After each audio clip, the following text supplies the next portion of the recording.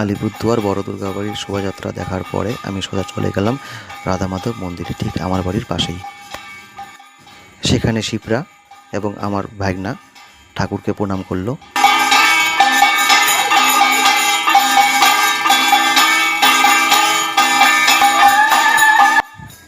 এটা আমার মেয়ে, সেও প্রণাম করলো ঠাকুরকে। তারপরে আমি আর আমার ভাগনা আবার গিয়ে ঠাকুরকে প্রণাম করলাম।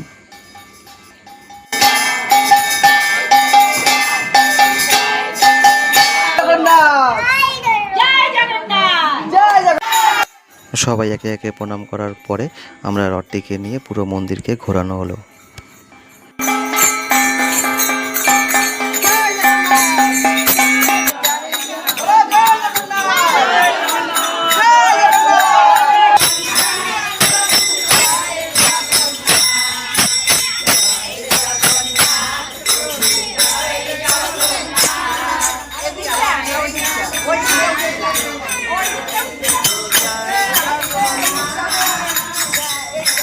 जा उठाओगा।